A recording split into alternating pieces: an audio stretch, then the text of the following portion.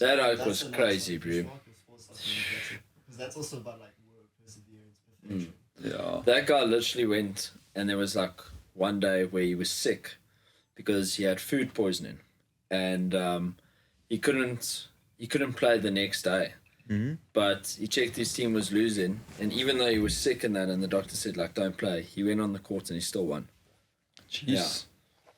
Yeah, you see, and I mean, like that book that I'm busy reading, where it mentioned in the beginning with the hockey players, how They are outliers. how those stats stood out in terms of almost patterns in teams being chosen and stuff.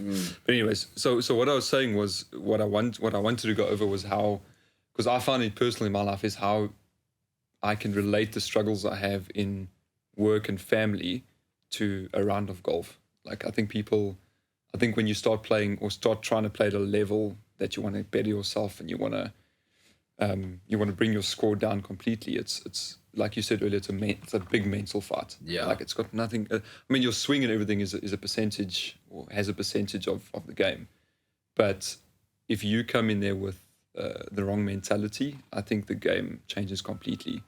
And someone was saying earlier in the podcast what I find like the RDA, for example, is very fitting in golf is when you surround yourself with the same or like-minded people who are trying to do the same things, trying to connect with the same individuals. On the golf course, it's the exact same thing. If I play a round of golf with someone that can't play well or was just starting, it affects my game.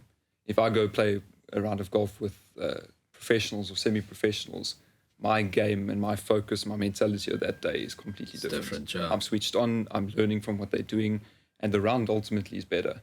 And I think that's what I find so interesting about the sport, is it's a big mental fight. I know the once here of General Electric, I think his name was Jack Walsh.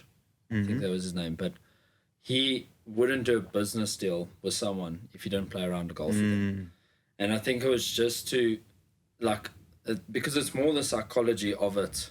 Like you say, with the swings and that, obviously they'll come with practice and that, but that's only like 20% of the game. And you could say also for life, it's also like 20% mechanical, 80% mental. Yeah. And he would just, based on how they would react when they were under pressure and they weren't performing well, he could see that, okay, this guy is going to buckle under pressure, or this guy, he can perform under pressure and he can carry on. Yeah.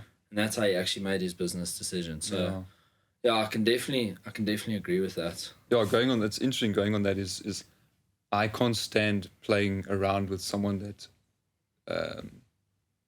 that loses their temper or loses it mentally. So misses a shot, does something stupid, and throws the club, and it affects him emotionally. And he's on that cart sulking where he doesn't want to play anymore. Yeah. I literally cannot play golf with those type of people, is because it's like you can't let something do that. I mean, let something like that affect you so emotionally on the course. Like it's, at the end of the day, it's a round. We're out here. We've decided to do this. We've decided to come and play. There's no point in it letting you affect you like that. And the craziest is when they start getting negative, then it like starts rubbing off on you. Yeah. It becomes quite irritating. I think like us humans, we can compare it to like we're a sponge. Like we absorb information, we also absorb people's energy and how they are, and then that affects the whole environment when it comes out. That's why, like here at RDA, everyone's so like-minded that there was like no arguments, there's no negative thinking, because everyone's trying to look towards positive. And even if someone did, let's say, want to be negative, before they even say it, they're like, no, I'll feel weird saying this. Like, no one's going to agree with me. No one's going to give me that that accreditation that I need. Like, it's almost like everyone holds you accountable here as well, which is really cool, because like having someone hold you accountable in life is extremely important, bro. It is, especially in certain fields, and I think everyone's here to grow, to learn something, and I think we can hold each other accountable for that now while we're here and when we leave, and until the next RDA. I think having that accountability makes makes going through challenges a lot easier. Yeah. Or makes certain goals that you've discussed with people and opened up with people. They're going to check in on you with that. Yeah. So I think it's good to have the space to do that in. What I find so good about it is the vulnerability of everyone. Yeah. Yeah. I think that's what's really cool, is that everyone has dropped guards, has dropped whatever they've got up. Like what I think Alex said is just leaving everything behind when you come here. Yeah. The certain fake it till you make it, or the certain things you wear and things like that. I think everyone dropping that, it becomes a much better environment, because you can connect with people. People aren't afraid to share not deep secrets, but share how they're really feeling about certain things. And I think also a time to the vulnerability thing. We always think that vulnerability is like quite weak for a man. Like it's like girls can be vulnerable, but a guy has to be like this macho guy, doesn't have feelings, like he must just man up and like carry on. But the way you saying that there's like, by being vulnerable, you can at least open up and not hold those feelings in there. And like people can say, oh shit, like I also had those same feelings and this is how I dealt with it. And when you realize how they dealt with it, you're like, oh, maybe I should try that. And then when you actually get it right in that, you're like, it actually wasn't that bad. Yeah. I think also that's like the same with golf, like, and all these sports is sometimes we overthink how to do it instead of just doing it. And then when you overthink, it never ever comes right. But when you just do it, you're like, wow, that was actually like a great shot. Like whenever you get to a tee and you don't overthink it, you're just like aware, I'm gonna get this really like a lacquer shot. And you even just picture in your mind, but you only overthink like, oh no, is my feet in the right position, is this in the right position, and then you hit like a bolt of a shot. Yeah, I think it's got an important role in it all. But I wanted to ask you, with the beekeeping, since it's like generational basically, do you feel like it's more important for you to keep what your grandfather and what your father told you, I think the procedures you follow in the beekeeping and what you do and how you do it, you feel like you're more attached to the ways they've done it and taught you, or do you feel like you need to try find different ways? Or you so in the beekeeping industry, a lot of the people are like quite oldish people, and a lot of them have literally just done what like their father said or their grandfather said, and they said, no, this is the only way. Okay, but when you go and you ask like 5 beekeepers, you'll get 5 different answers. So to like get into that point, like I used to try what my dad and grandfather did, obviously first, because they were the first people where I was getting my knowledge from. But then when I started meeting new beekeepers and I saw, okay, this guy's getting like more results than my dad, let me maybe try that, give that a go. Whereas my dad and grandfather, they were quite stubborn. They're like, no, this is the only way, instead of trying new things. So actually crazy, in like the last 2 years, I've had to unlearn a lot of things that I thought were correct, but they really weren't. And I think that's like a lesson, that you must just like be open to new knowledge.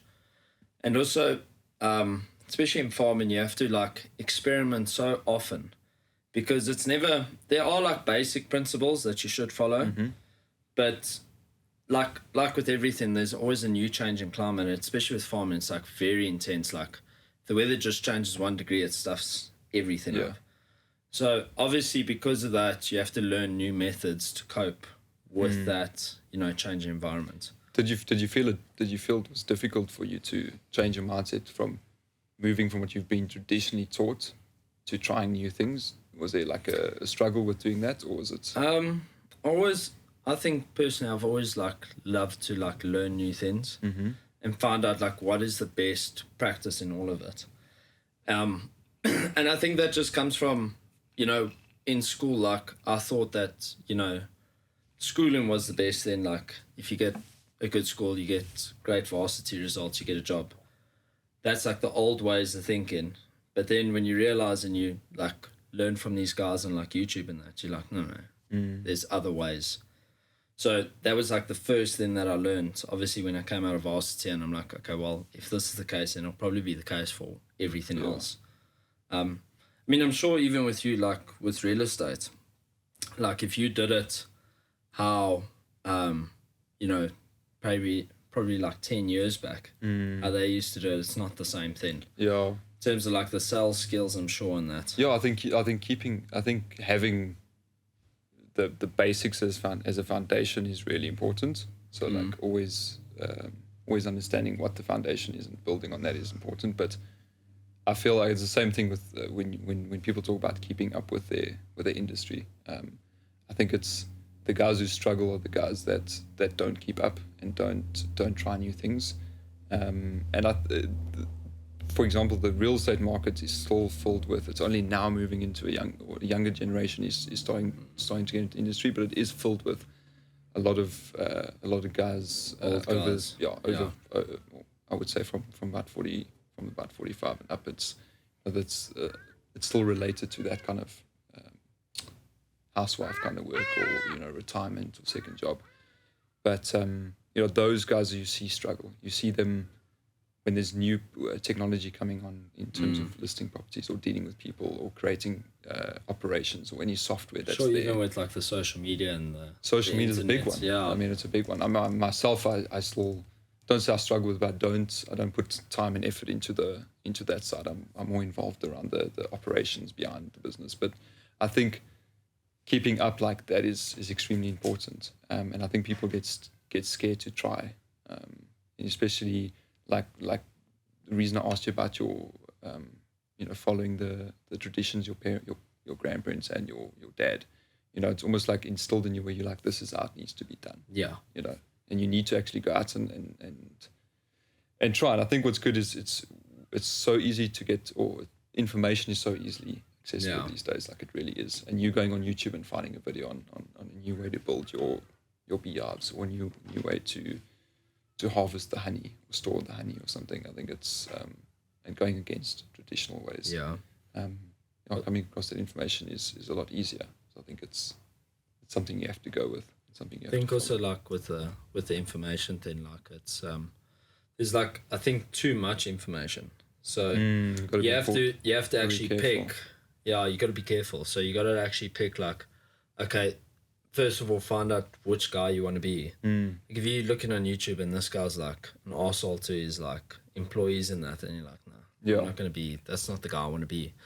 But if you see a guy that's like let's say you want to be kind in that, and he's kind and he's successful, like, and he's trustworthy, like, okay, I'll listen to what this guy has to say, because I think there's so many ways around it, like to get what you need to get in terms of different goals.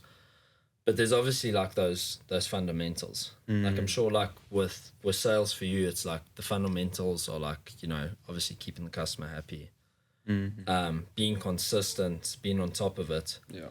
But the way to, it's not just that. It's like, that's the basic foundation. But if you want to like build the house of sales, let's say metaphorically, you need like different techniques on how to close them. Also like I'm sure like with you, like in the change environment, whereas before people weren't on their phones as much, so they can give their full attention to you. Whereas I'm sure like now, because they're on their phones, and they got such limited time, like they rush for time. So you got to like get to the point. Yeah. I'll give you an example. We recently got a system in place where all our documents on one side of the business is signed over WhatsApp. And a lot of people are still printing agreements out and having it signed. Like that's still something that they do. And firstly, you've got all this paperwork you got to keep. And secondly, it takes time to schedule the appointment to meet with the person and have them sign. But now it's a simple link that's sent on WhatsApp. The guys go in there and they sign on WhatsApp. And everything happens so much quicker. And I think that's Yeah. Yeah, and that's one change, for example, or something you can keep up with. Yeah. Because it makes deals happen a lot Much quicker, more efficient, yeah. much more efficient. And yeah, I think that's where the older, well, not the, I can't say older, but the guys who don't take That are those, resistant to change. don't take those Yeah. changes. It's it's tough for still them. in the same place. I guess, I mean, if you even look at companies in terms of that whole change topic, like the people that have lasted the longest are the ones that have adapted to the change. Like Apple didn't just make the phone, bro. They went and they saw, okay, music is on the rise, maybe let's make a music app. You know, like various things. They got into the internet space when it was like, well, everyone was just trying to make money and like make it like a quick buck and that. They went and they're like, okay, we're going to keep it to our brand and we're going to make this. Because obviously this is a new brutal fact that we got to face. We're not going to cry about it. We're just going to carry on and we're going to try to figure this out. And then they figured it out now. Like they're the one most successful company ever. Yeah. Yeah. Can I chime in? Yeah. Please. Nice. I was going to say that like the real estate industry, and you'll correct me if you disagree, please, Rob, but I feel like it hasn't changed much in the past like 30 years, something like that. Like maybe the platforms have changed. Like in the past, you put a newspaper ad, now it's Prop 24. Like the platform has changed, sure, but the model is still very much the same. Like the agency model, like the way people market, social media is like starting to change things now a little bit, but like the fundamentals of the industry, like it's so regulated and everything, like it hasn't really changed much. You can maybe say the outside environment has changed. Yeah, a bit. exactly. Yeah. But the industry itself hasn't. Yeah. So like there's other businesses that would have been impacted by social media, like even more. But that is like a new thing that's developing. And that's like how law has been doing so well because they got the social media game down. Exactly. You know, they all have big followings. Like, so in the marketing sense, it's changed, but the fundamentals, it hasn't. It's still the same, yeah.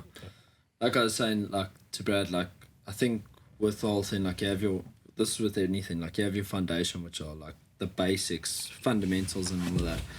But then if you want to like build the house proper, like if you want to build a shack, you're going to use those old school stuff that aren't working. Let's just say like now in real estate, I'm sure maybe a newspaper is not as effective as maybe a social media post. Yeah. Whereas if now you go on social media, you'll build like a flipping mansion. In comparison to the guy that says, no, I still believe in newspaper. Social media craze is going to die down.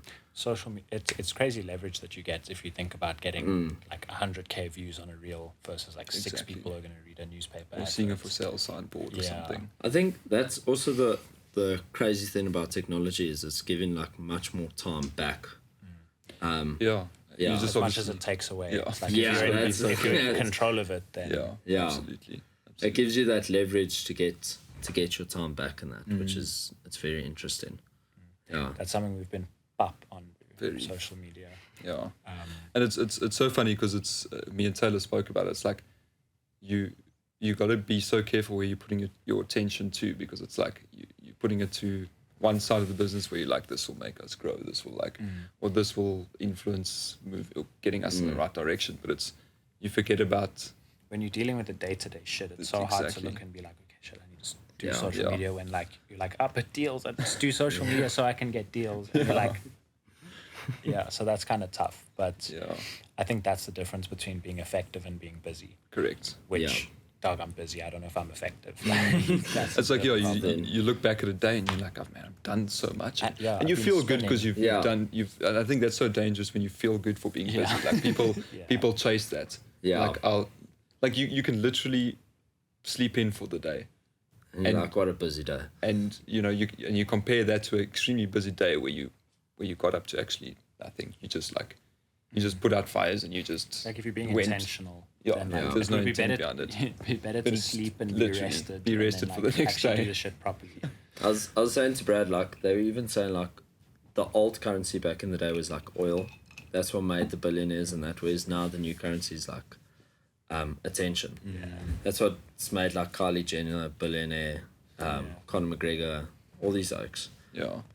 They've built that brand that everyone knows that no matter what they sell, it's like you need to watch more Alex Hormozy.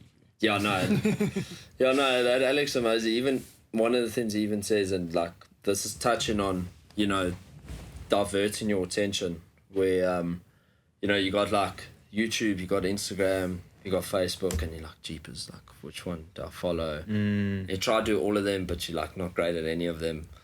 And like he says, like the thing with that is because your attention's so diverse, people forget that you should just focus on like the one thing type thing. You should just focus on the one thing. Like Warren Buffett doesn't, even though he owns like, let's say, a lot of companies, like he first went and he saw Coke and he's like, okay, sweet, I'm gonna go all in on Coke, learn about Coke, got that right, went to the next company. Trying to do 5 things badly. So Yeah, it doesn't exactly. You're make not up going to for- grow anything. Yeah.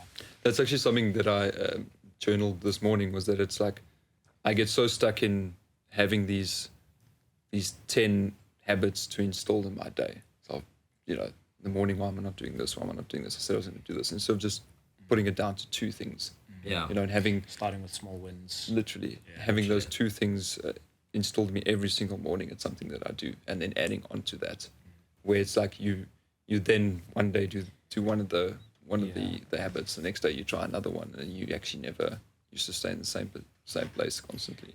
That's like something that I've always kind of struggled with is, as someone who's very open, I find a lot of things interesting. So someone will come with like an opportunity or whatever, or like an idea or concept. I'm like, fuck, well, that sounds sick. like let's do that. And then like before you know it, you actually hate that thing because it's taking your attention that's the away thing. from the main thing. And like, so yeah, that for me is a problem. Have you ever watched The Matrix, right? I recently actually, yeah dude. And there's that scene where the main guy, he goes and he sees that pretty woman in the red dress. Yeah. And he looks back, and then the other guy goes and says, like, listen, you weren't paying attention, like, try to kill him or something like that. And it just, you could relate that to life, because there'll always be that woman in the red dress, and the more money you make, the hotter she's going to get. But, like, you need to, like, ignore her, because it even comes back to that book you read in Outliers. The main concept in that book is that people, because they were born earlier, or because they practiced the craft earlier, they've put 10,000 hours in. Yeah. And it would be unreasonable not to think that they'll be great at it, because they've done it for so long. Whereas So if you did do it for so long, Yeah. you'll be good at it just the same. exactly, so if you're doing 5 things, this is going to take a long time before you get those 10,000 hours in. So if you do that one thing, everyone will know, okay, like, this is the guy that does this. Like, he doesn't do this, and this. This is the guy. Like, you don't speak to another guy. Everyone knows you as, they even say your business as your name. Yeah. You know what I mean? Like for people, like, for instance, those solar guys, like, they don't, the people that are successful just do solar. They don't do solar, then renovations, Yeah. then, yeah. How If you had someone who was doing your solar panels, he was like, yeah, I can also do that. Maybe you'd be like, those tiles? Let's change those tiles.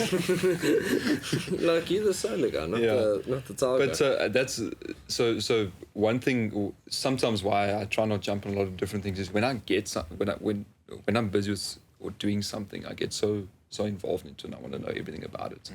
So like when I told you earlier, the goal thing for me, like I made a goal to be a certain handicap by the end of the year, and like I had so much drive to reach that goal, and I ended up playing so much golf. I mean, I try to get a round in every week, 2 rounds, and whenever someone asked me, I'd be like, I'll make the time for it. And I got to that goal at the end of the year. what do you play off now? 4. So I got to that goal, but it was like I look back and I was like, the amount of time I spent to this. Yeah, to me, I view golf as a hobby, but because I decided I want to be good at this, like every moment I got, I'd want to put time to that. And I think that's why, like, if I had to start playing PlayStation, Yeah, exactly. I mean, I'd want to finish the game. I'd Exactly. want to, I'd want to be good at it. So I think that's why I can't, as opposite to you, is different things, because I can get so involved and the one thing just drops. Yeah, exactly that, bro. That's probably what we're going to get to balance, bro. Yeah, I think so. It's like the same with you, Oak. So you've been doing real estate your whole life. Pretty much. Like, It's nice that I can still do some of those other things, even though it does take away from. Absolutely. But Yeah, I don't know. I'm trying to work out if it's worth the sacrifice or not. Yeah, that's the We'll thing. see. Eh? See. Yeah, you gotta. I think, like Alex said, you only have like a finite amount of energy. Yeah. So, like, find out what you're gonna sacrifice it for. Mm. That's the thing. For the time that you've You have got. to be intentional about it. Yeah. As long as you just say yes to things, not knowing why. Yeah. You actually think It's it just a through. distraction. Yeah. Because the craziest is if you actually just get that right. Let's say you have someone running it, you're like, okay, now I can focus on this thing. Yeah, you Yeah. can do it in a shorter time. Run Exactly. towards the storm. Don't think about Exactly, that's anything the else. Yeah. So if you try like that thing with the golf thing, if you said I'm gonna do tennis as well, and I'm gonna do maybe like I don't know soccer, you would not got great at any of them. Exactly. That, Yeah. bro. Myself Exactly. and Brad always say that, like, because we don't, like, as much as we enjoy real estate, it's not like the thing, you know. Yeah. But we always said, like, the only way out is through.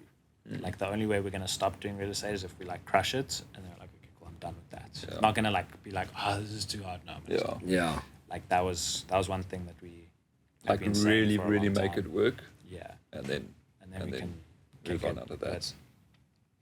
yeah, not like if someone asks you why'd you get out of real estate, you don't be like, oh, it's a tough industry. the markets. Like you don't want to be saying that. Yeah. No, you don't, bro. That's obviously not why we do it, but yeah. No, I get it. So, But also, like in that thing, like you also don't want to also let it go because it's taught you so much as well. You know what I mean? Like also it's when been you've the base. when you've invested a lot and you've taken risks to start a business, to be like, okay, now I'm just gonna not Yeah. do that. Yeah. Like that, I don't know. I can understand how like people struggle to retire. Yeah. Like people who are like always busy. Like now, you don't have a job. Like shit, what am I supposed to do? Yeah. Yeah, exactly. Get obsessed with golf. And I guess. yeah, and you're like everything. Your day to day is built around that. You know, like the things you Yeah. do and the Even the way you daily think. routine is almost around that. I mean, you think of someone running a company and once you're thinking about retiring, can't. It's like every morning I've been up at this time. I've gone to do this. I've looked after that, and Yeah. it's difficult to just let that go. And also, I think even if, let's say, like you want to retire, like that would be the worst that you've done this for so long, you've built it up, and you can't even sell it because So- they're like, so I you, heard- that guy. You're the face of the business. You're the is face of the problem. business. Without you, there's no business. Yeah. What was that quote I was going to say now? A definition of retirement, like a new definition that I heard was that retirement is when you have to stop sacrificing the present for the future. Ooh. Yeah. So, like if you're just living now, you're not necessarily sacrificing anything. Obviously, it means you worked enough, you've saved enough. Like, Yeah. so doesn't mean you're not working. Yeah. It just Yeah. means you're not sacrificing. Also, I think a lot of those people that come out of retirement, they it's got to do with the struggle. Yeah, Like I they think need to a something certain struggle extent, against, even, 100%. and I'm sure you've also had some days where like you're like, you know what, I'm just done with this. Like I'm serious, I'm done with this. Tomorrow I'm quitting. Like, and like you just think to yourself, you're like those people that retire, like because they don't have that struggle and now it's gone. They're like, shit, now what do I do with my time? Argue And with your all wife. the other stuff that's now easy. Like, okay, this is boring. Like, Yeah. I want to struggle a little bit. Yeah, I find like for me, the word retirement is like, it's generational. Something that we've been told by this age you retire, or working for this company, but like retirement's almost you setting yourself up for this life of working for retirement. Like before retirement, it's work, and it's it's not. Like for what I do, I don't know about how you guys feel, but work is almost like a lifestyle to me. It's something that I enjoy. It's something I will do. It's something I choose to do. Where if I have the view of retirement at this age, it's like, okay, It's like an only a few- escape from your work. Yeah, it's only a few more years and I'm there and I'm done. I think that's a dangerous way to look at it. It is. I really do, because I don't. Also, your knees are not going to work that time, bro. What are you going to Yeah, do? exactly. Go water skiing? Like, No. Also, like when you've got a, okay, the last thing I'll just say is like when you get a reward that you've struggled for, it's way more worth it than the thing that you've just been given. But yeah, I think we need to wrap up. Thanks eh? for letting me hop on. Thanks Yeah, for thinking, thank bro. you, bro. Shots. Thank you, gents. That's very nice. 1, 2, 1, 2. And then if you guys can just all introduce yourselves. Anyway, my name is Taylor Davidson, proper Tay. I'm co-founder of RDA, co-founder of Stoic Realty. Thank you. I'm done. Is that it? Just the names and what we do. I don't know. You said introduce yourself, so I guess so. My name's Bradley Dares. My first RDA. First podcast, actually. First time around behind the camera, or in front of the camera as well. Co-founder of Stoic Realty with Taylor. And yeah, that's what I'm about. And a 4 handicap. Yeah. Okay, my name's Matthew. Turning into a team. First time at RDA. Also first time in the limelight, yeah, and on podcasts. They also call me Matt the Beekeeper, because I run a beekeeping business, and then probably later this year I want to start an organic subscription company. Love it. So yeah. Love it. Right. Thank you. Shots. No, that was actually I actually wanted to get into that gardening. Huh? I wanted to get into that gardening thing, bro.